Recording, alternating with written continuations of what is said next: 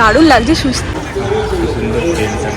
ওটাও আছে ওই কলকাতা কাছাকাছি, আলাদা হয়নি। এটা হচ্ছে বাংলা।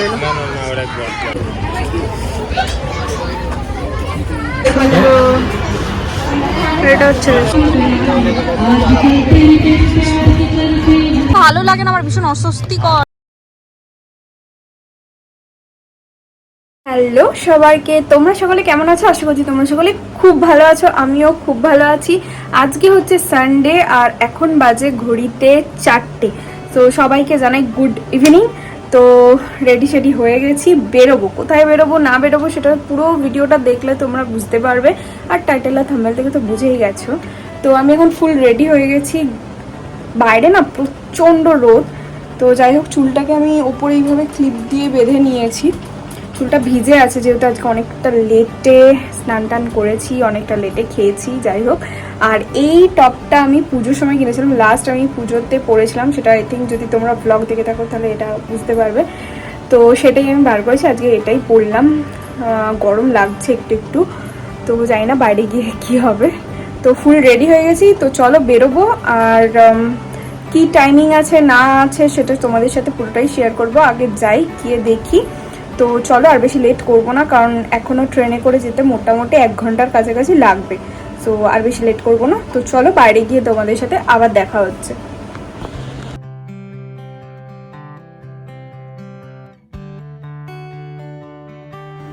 বেরোতেই অনেকটা দেরি হয়ে গেছিলো, কিন্তু আর কি করা যাবে। যাই হোক, তাড়াতাড়ি করে ট্রেনে উঠে গেছি। আর আমি তো যেতে যেতে খালি ভাবছিলাম যেন বন্ধ না হয়ে যায়, যে জায়গাটাতে যাচ্ছি অ্যাটলাস্ট যেন খোলা থাকে, আধ ঘন্টার জন্য হলেও যেন দেখতে পারি।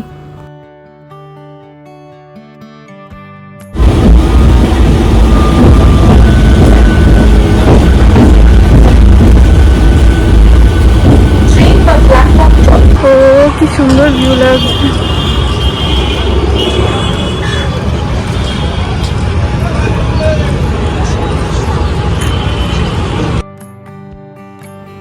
আজকে যেহেতু সানডে ছিল আর বেশ 4টে সাড়ে 4টে নাগাদ বেরিয়েছিলাম, সেই জন্য খুব একটা বেশি স্টেশনে বা ট্রেনেতে ভিড় হয়।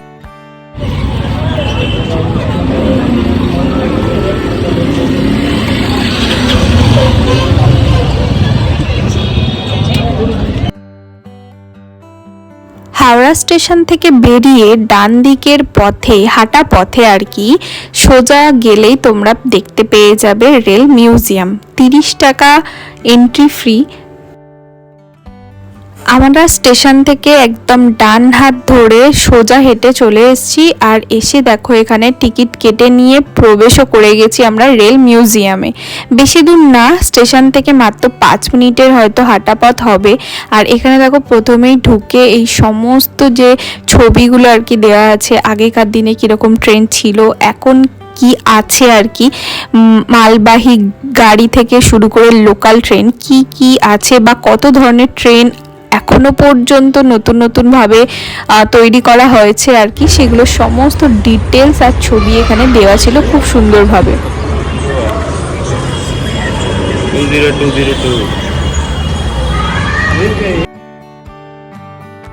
রেল মিউজিয়ামে ঢুকেই সবার প্রথমে যেদিকে চোখটা গেল সেটা হচ্ছে এই রেড কালারের খুব সুন্দর একটা ট্রেনের দিকে।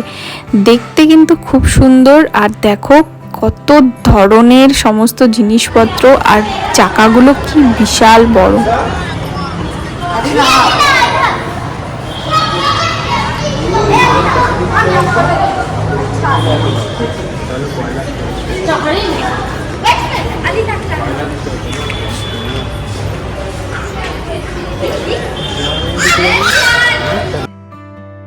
পাশে প্রচুর ছোট ছোট এরকম ট্রেনের ডেমো মতো দেখানো ছিল কাচের বক্সের মধ্যে। আর এই ট্রেনটাও কিন্তু খুব সুন্দর। এর ভিতরের কি আছে না আছে সেটা তোমাদেরকে আমি দেখাচ্ছি। এর ভিতরে খুব সুন্দর করে সিটিং অ্যারেঞ্জমেন্ট করা আছে। আর এই ট্রেনগুলো হচ্ছে তখনকার দিনে, মানে আগেকার দিনের সব থেকে লাক্সুরিয়াস যে ট্রেন হয় আর কি ট্রাভেলের জন্য, সেইগুলো হচ্ছে এইগুলো। তোমরা ভেতরটা দেখবে অসাধারণ, এত সুন্দর চেয়ার টেবিল সমস্ত কিছু বসানো যে বলার মতো না। সমস্ত কিছু খুব সুন্দরভাবে ডেমো দেখিয়ে এখানে দেখানো আছে, আমি তোমাদেরকে দেখাচ্ছি। তোমাদের তো আগেই বললাম রেল মিউজিয়াম কিন্তু একদম হাওড়া স্টেশনের কাছেই, আর এর প্রবেশ মূল্য মাত্র 30 টাকা। এটা তোমার সকাল 11টা থেকে বিকেল 6:30 পর্যন্ত ওপেন থাকে। দুপাশে দু ধরনের আর কি ট্রেনের কামরা রাখা আছে, কিন্তু দুটোতেই কিন্তু এই সুন্দরভাবে সাজানো গোছানো রয়েছে। দুটো ট্রেনের ভেতরেই খুব সুন্দরভাবে এরকম চেয়ার টেবিল মানে বিছানাপত্র সমস্ত কিছু দেয়া আছে। মানে আগেকার দিনে এতটা লাক্সারিয়াস এতটা সুন্দর ট্রেনের যে ব্যাপারটা সেটা এখানে সমস্তটা এখানে খুব সুন্দরভাবে দেখানো হয়েছে। একদিনের ছুটিতে অথবা বিকেলের একটু টাইম পেলে অবশ্যই তোমরা এখানে এসে ঘুরে যেও। আশা করছি তোমাদের জায়গাটা বেশ ভালো লাগবে। আর যেহেতু সানডে ছিল বেশ ভালোই ভিড় ছিল।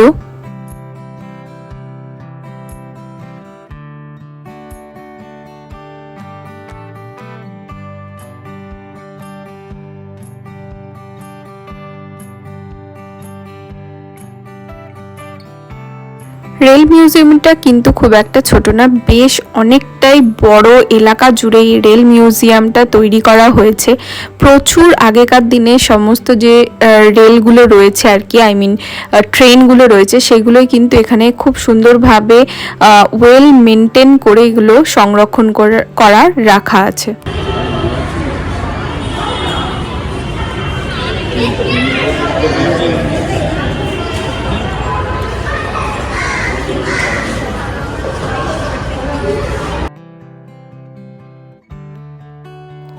হাওড়া স্টেশনের গায়ে এই রেল মিউজিয়ামটা কিন্তু ভারতবর্ষের সবথেকে বড় রেল মিউজিয়াম। জায়গাটা কিন্তু খুব সুন্দর। গ্রীষ্মকালে মানে বিকেলের দিকে কিন্তু এখানে তোমরা আসতেই পারো, আর বাচ্চারা এলে তো এখানে খুবই খুশি হবে, সেটা তো তোমরা দেখতেই পাচ্ছ। একে তো রবিবার, তারপরে প্রচুর ভিড় হয়েছে, তার মধ্যে একটা খুব সুন্দর মানে দুদিকে কিন্তু খুব সুন্দর গার্ডেনিং করা আছে, তো বাচ্চারা এখানে খুব এনজয় করছে। আর জায়গাটাও বেশ পরিষ্কার পরিচ্ছন্ন, একদম ওয়েল মেনটেন করা জায়গা, খুবই সুন্দর। এবার দেখবো বাস কম্পার্টমেন্ট ভিতরে গার্ডেনিং, এটা খুব সুন্দর। 90s 1986 পড়া দিনের আগে ওইরকম ইঞ্জিন ছিল, দেখো এই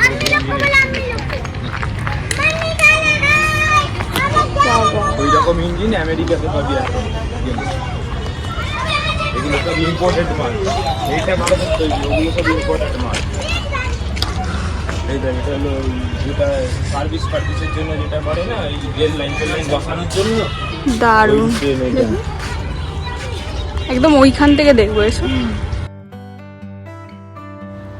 সামনের দিকে কয়েকটা রেল ইঞ্জিন দেখে আসার পর একটু ডান দিক দিয়ে সোজা গেলেই তোমরা প্রচুর এরকম ধরনের রেলের বগিগুলোকে এখানে দেখতে পাবে, একদম রেল লাইনে আর কি সেট করা, খুব সুন্দর।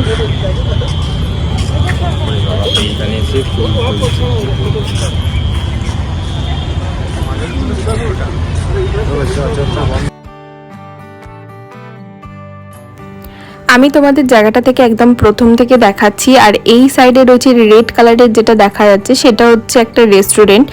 রেলের মিউজিয়ামের ভেতরে কিন্তু তোমরা একটা রেল যে ট্রেন রয়েছে কম্পার্টমেন্ট, সেটার মধ্যে কিন্তু একটা রেস্টুরেন্ট পেয়ে যাবে।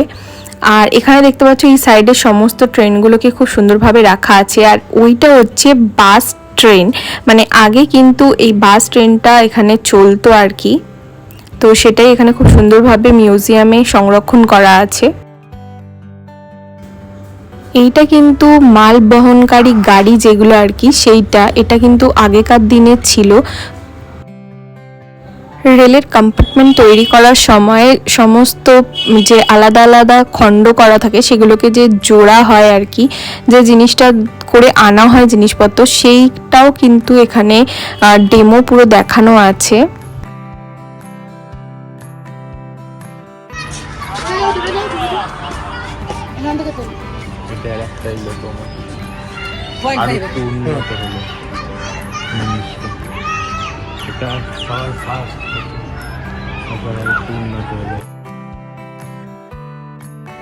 ক্যামেরাতে যতটাই ছোট ছোট আসছে এইগুলো কিন্তু বেশ বড় বড়, এখনকার ট্রেনের মতো কিন্তু ওরকম না। আর এইখানে দেখো চাকাটা, তোমরা জাস্ট দেখো যে কি বিশাল বড় তখনকার ট্রেনের আর কি চাকাটা হতো। ক্যামেরাতে ছোট এলেও কিন্তু সামনাসামনি বেশ বড় বড় চাকা আর বেশ বড় বড় সমস্ত কম্পার্টমেন্টগুলো, আর খুবই সুন্দর, একদম নিখুঁতভাবে সুন্দর করে সাজিয়ে রাখা আছে। আলাদা হয়নি, এটা হচ্ছে বাংলাদেশের, কোনটা? এটা হ্যাঁ, পাকিস্তানেরও তাহলে থাকবে। এই যে এই ট্রেনটা হলো এখনকার, এইগুলো এখনো আছে।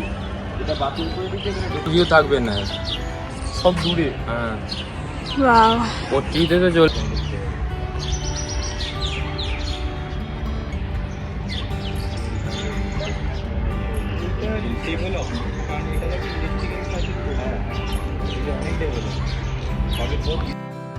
একটু আগেই তোমরা দেখলে ইস্ট পাকিস্তান রেলওয়ে, এই ট্রেনের নামটা।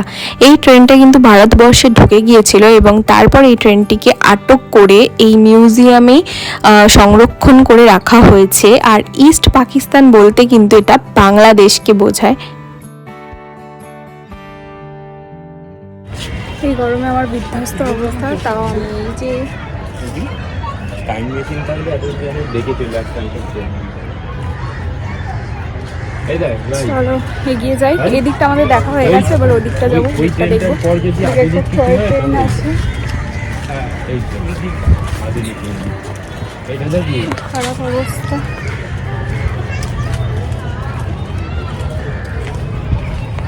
এটা আবার কি করা? হুম,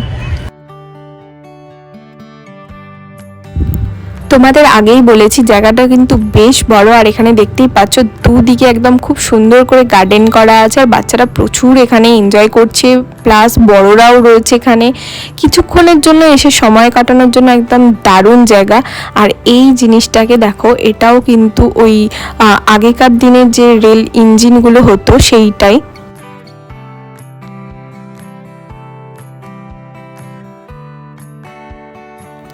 আর এখানে কিন্তু একদম প্রথম যে রেল তৈরি হয়েছিল তখন থেকে এখনো পর্যন্ত যে ধরনের চাকা ইউজ করা হয় আর কি রেলের জন্য, সেই সমস্ত চাকার কিন্তু খুব সুন্দরভাবে এখানে ডেমো দেখানো আছে। আর ওই যে দূরে দেখা যাচ্ছে আমাদের মিনি হাওড়া স্টেশন।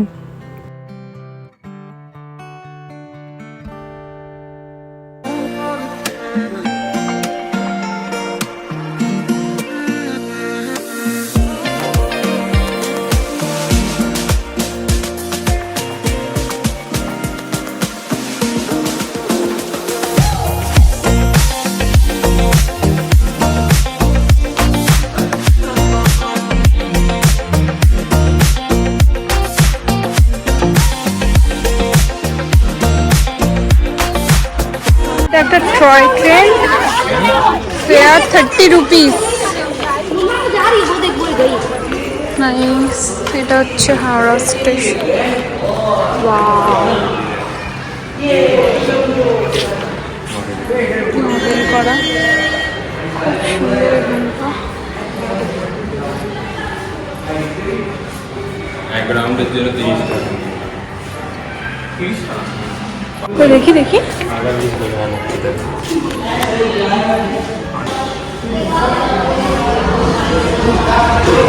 সুন্দর স্টেশনের ভেতরটাও। এদিক দিয়েও বাইরে বেরোনো, এদিক দিয়েও বাইরে বেরোনো যায়।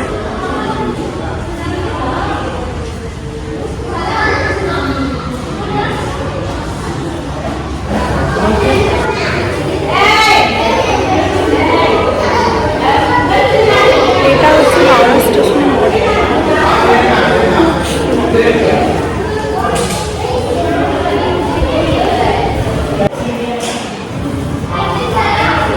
প্রচুর ভিড়, আর যেহেতু সানডে সেজন্য প্রচুর ভিড় রয়েছে।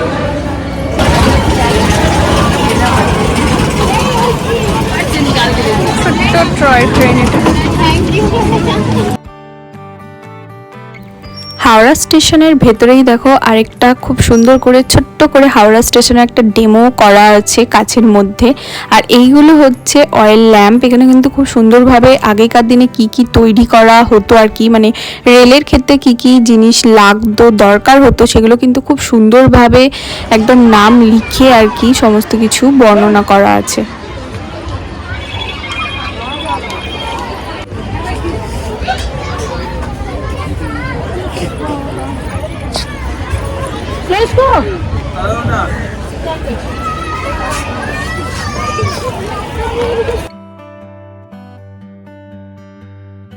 হাওড়া স্টেশনের ভেতরটাও আমরা ঘুরেছি, জায়গাটা খুব সুন্দর, পুরোটা কিন্তু একদম neat and clean, well maintain করা জায়গা। আর খুব সুন্দরভাবে রেলের যে সমস্ত জিনিসপত্র রেলের ক্ষেত্রে দরকার হতো, ইঞ্জিন বা ট্রেন চালানো বা ট্রেনের যা সমস্ত কিছু এই হাওড়া স্টেশনের ভেতরে খুব সুন্দর করে ডেমো দেখানো আছে।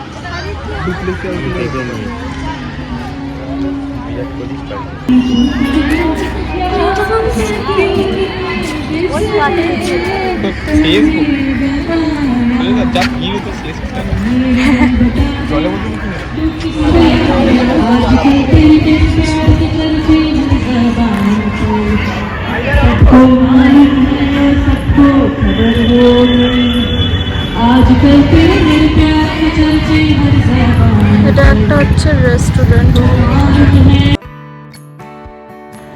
মোটামুটি আমাদের পুরো রেল মিউজিয়ামই ঘোরা হয়ে গেছে এবং জায়গাটা খুব সুন্দর, খুব ভালো। তোমরা চাইলে অবশ্যই যেতে পারো। আমরা রেস্টুরেন্টে ঢুকিনি এবং ওখান থেকে কিছু ট্রাই করিনি, আমরা শুধু একটা থামস আপ খেয়েছি, কারণ গরমে যেটা খুবই প্রয়োজন ছিল। আর জায়গাটা কিন্তু খুব সুন্দর, খুবই ভালো লেগেছে। তোমরা কিন্তু অবশ্যই এখানে একবার এসো আর অবশ্যই আমাকে কমেন্ট করে জানিও তোমাদের এই ভিডিওটা কীরকম লাগলো। যদি হেল্পফুল হয় তো অবশ্যই একটা লাইক করে দিও, সাবস্ক্রাইব করতে ভুলো।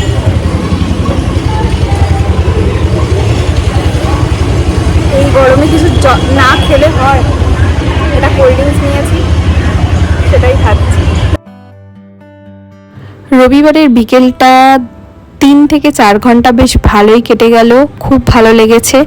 আশা করছি তোমাদের ভিডিওটা ভালো লেগেছে। যদি ভালো লাগে একটা লাইক করে দিও আর অবশ্যই আমার চ্যানেলটাকে সাবস্ক্রাইব করে রেখো। তো চলো, দেখা হচ্ছে তোমাদের সাথে নতুন একটা ভিডিও। ততক্ষণের জন্য ভালো থেকো, সুস্থ থেকো। তো চলো, সবার সাথে দেখা হবে নতুন একটা ভিডিওতে, নতুন একটা ভ্লগে। ততক্ষণের জন্য ভালো থেকো, সুস্থ থেকো, টাটা।